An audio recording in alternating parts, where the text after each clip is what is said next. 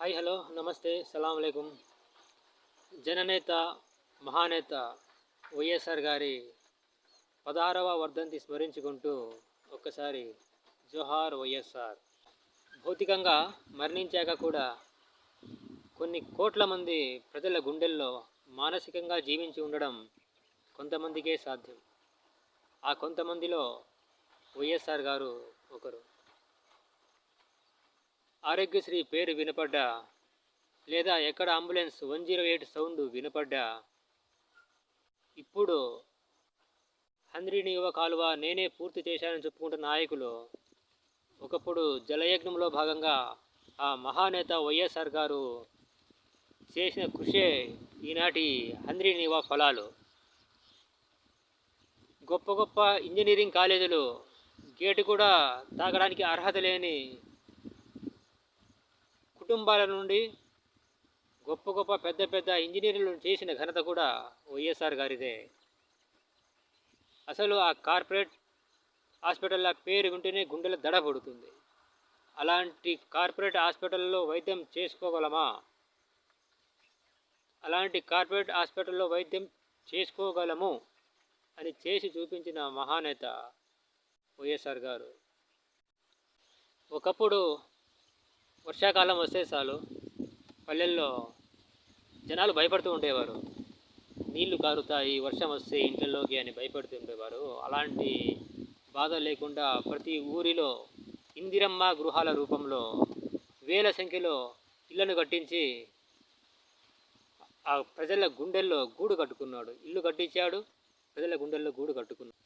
ఉపాధి హామీ పథకంలో ఇటువంటి అవినీతికి తావు లేకుండా ఘనంగా నిర్వహించి, ఘనంగా అమలు చేసి, పేదవాడికి ఆకలి తీర్చి గర్వంగా బతికేలా చేశారు.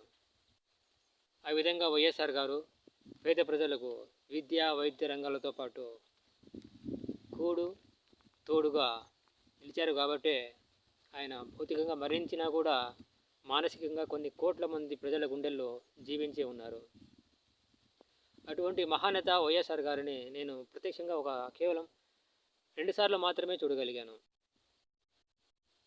ఒకటి 2001, 2002 నేను 7th క్లాస్ అయ్యి 8th వెళ్ళే సమయం, అంటే సమ్మర్ హాలిడేస్లో, 7th అయ్యాక సమ్మర్ హాలిడేస్లో కడపకి వెళ్ళాను.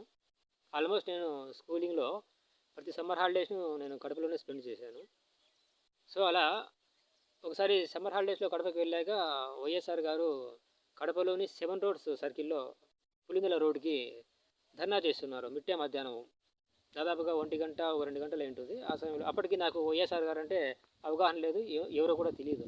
వైఎస్ఆర్ గారిని నేను ప్రత్యక్షంగా చూడడం అదే తొలిసారి. నేను దాదాపుగా ఆయన దగ్గరికి వెళ్ళాను.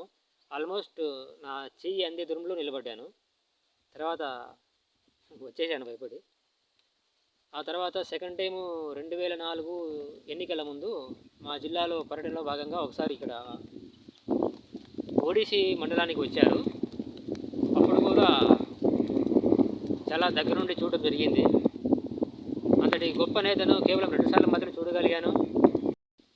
ఇప్పటికీ ఆ మూమెంట్స్ కళ్ళ ముందు కదలాడుతూనే ఉన్నాయి.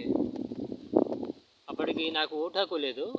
నాకు ఓటు హక్కు వచ్చింది 2009 ఎలక్షన్ ముందు వచ్చింది. కానీ